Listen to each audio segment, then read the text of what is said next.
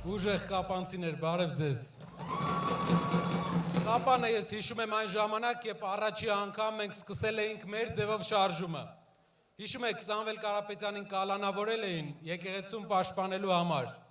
Եվ այդ ժամանակ մենք ստեղծեցինք շարժումը, որը այսօր վերածվել է երկրի գլխավոր ընդդիմադիր քաղաքական ուժի, որը այսօր այդ է ներկայացնում, երկրում փոփոխություններ բերելու։ Այդ ժամանակ գալով Կապան մենք ստացել ենք մեծ էներգիա, մեծ աջակցություն, որը մեզ օգնել է պայքարի ամբողջ ընթացքում։ Ազնվությամբ եմ ասում, ես միշտ լավ եմ հիշում այդ օրը ու ձեզ ասում եմ, որ այդ օրվա ձեր վերաբերմունքը դեպի մեզ տվեց մեզ մեծ էներգիա, բերելու ես փոփոխությունները, վերջապես ստեղծելու ընդդիմադիր ուժ, որը կլինի երիտասարդ, մաքուր ձեռքերով, լավ, պրոֆեսիոնալ մարդկանցով կազմած, որ երկրում որակական փոփոխություններ բերեն։ Այս աշխարհում մի հատ օրենք կա։ Եթե դու մեկին մի բան ես ասում, վատ բան ես ասում, դա քեզ հետ է գալիս։ Նա ՀԿ-ին քննադատում էր ուսուցիչներին հանրահավաքին տանելու համար։ Ինքը ուր գնում է ուսուցիչներին, ովքեր իր հետ չեն, ստիպողաբար տանում են հանրահավաքի։ Եվ ոչ միայն պետական աշխատողներին, պետական աշխատողները դա Հայաստանի Հանրապետության ազատ քաղաքացիներ են իրենց հայացքներով։ Եվ ինչ ինքը ասել է, իր գլխին է եկել, ինչ ինքը քննադատել է, նույնը արել է։ Երիտասարդ թիմը ուժեղ առաջնորդով, ով առաջի անգամ Հայաստանի պատմության մեջ ֆինանսական որևէ կարիք չունի, առաջի անգամ առաջնորդ է գալիս Հայաստանում, ով արդեն ունևոր է, ոչ թե որ ԿՊ-ն եկավ հեծանիվով, դուրս եկավ Range Rover-ով։ Ասում են պետականացրել ենք կոմբինատը,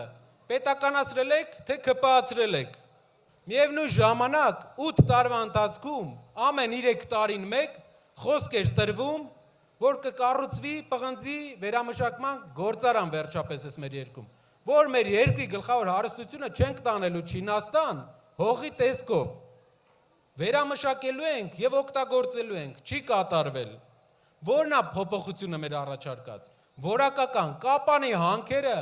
Քաջարանի հանքերը, Սյունիքի հանքերը, դա մեր արդյունաբերության վերածննդի հիմքն են։ Ցինկը, մոլիբդենը, պղինձը հիմք է լինելու մեր գործազուրկ ժողովրդին աշխատանքով ապահովելու համար, ժողովուրդ։ Այն ծրագրերը, որ մենք ունենք, դա երկրի մեծ տնտեսական առաջխաղացման ծրագրեր է։ Ու այդ ծրագրերը անում է մարդ, ով արդեն էտի արել է մի քանի անգամ, ով ստեղծել է զրոյից հայկական բյուջեի էկվիվալենտ ընկերություն ու զարգացնում է դա։ Երեք այստեղ նաև ներկա էր մեր երկրի պաշտպանության նախարարը, ով ինձ դիմելով խորհուրդներ էր տալիս, ստիպված եմ արձագանքել, չնայած հաճույք չունեմ, բայց արձագանքեմ։ Պարոն Պապիկյան, դու հնարավոր է լավ ասֆալտ անող նախարար ես եղել։ Հնարավոր է լավ ասֆալտ անող նախարար ես եղել։ Շատ ասֆալտ ես արել։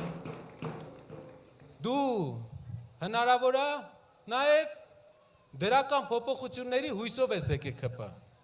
Բայց կանգնած քո վարչապետից 3 մետր հեռավորության վրա խոսում ես բանակի ծառայելուց, այն մարդն էլ 3 մետրի վրա խոսում ես վարչապետի տեխնացուի բանակի ծառայելուց, երբ Սամվել Կարապետյանը ծառայել է բանակին, ամենամեծ աջակցությունն է տվել հայկական բանակին։ Քո ղեկավարը չի ծառայել բանակում։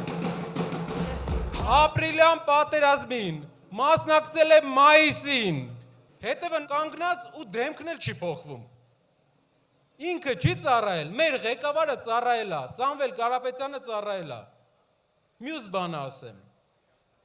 Արցախի հարցը գիտեք ոնց է ստեղծվել։ Սրանից 200 տարի առաջ Վարանդայի մելիքներից Մելիք Շահնազարը հեղաշրջում է անում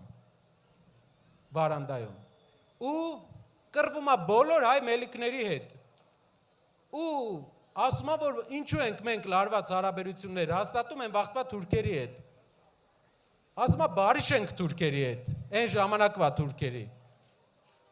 Հրավիրում է թուրքերից Փանախանին ու նվիրում է Շուշիի բերդը։ Թուրքերն էլ համաձայնվում են, ասում են շատ լավ, կսկսենք ընկերություն անել, բայց գանք Շուշիի բերդում բնակվենք։ 200 տարի հետո տեսակ ինչ եղավ ժողովուրդ։ Այնտեղ էլ հայ չի ապրում։ Հիմա մենք ունենք մի նոր Մելիք Շահնազար, ով ասում է խաղաղություն բերեմ, Հայաստանի Սյունիքի դարպասները բացեմ, գան ապրեն ստեղ խաղաղություն լինի։ Լսի, այդ ճամփեն մենք մի անգամ անցել ենք, ու դրա արժեքը կորսված Արցախն է։ Իրանք խաղաղությունը համեմատում են զիջման հետ։ Աշխարհում Ադրբեջանը աշխարհի ամենաուժեղ երկիրը չի։ 83-րդ տնտեսությունն է։ Չի կարելի Ադրբեջանից վախենալ։ Պետք է ուղղակի ունենալ ուժեղ առաջնորդություն, պետք է ուղղակի ունենալ ուժեղ դաշնակիցներ, որ ստեղից 100 կիլոմետր հեռավորության վրա ունենք դաշնակից ուժեղ, ում հետ պետք է ուժեղ աշխատենք։ Պետք է ամբողջ տարածաշրջանի հետ լավ հարաբերություններ հաստատել ու ունենալ երաշխավորված խաղաղություն։ Ոչ թե այս ամենը։ Մելիք Շահնազարի օրինակը մի օրինակ է, երբ հայերը սկսում են խաղաղություն ման գալ, երբեմն դա խառնում են զիջման հետ։ Մենք պետք է չխառնենք դա զիջման հետ։ Մենք պետք է մեր երկիր թույլ չթողենք ոչ 10,000, ոչ 20,000, ոչ 30,000 ադրբեջանցի, որովհետև մենք գիտենք, թե դա ինչ հետևանք ունի։ Իսկ մեր երկրի հարստությունը մեզ հերիք է, մեր սերունդների համար,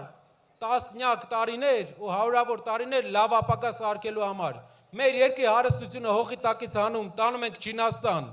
տանում ենք այլ երկրներ, որ իրենք հարստանան։ Մենք վերամշակենք, մեր երկիրը հարստացնենք, ուժեղ երկիր ունենանք։ Ուժեղ Հայաստան։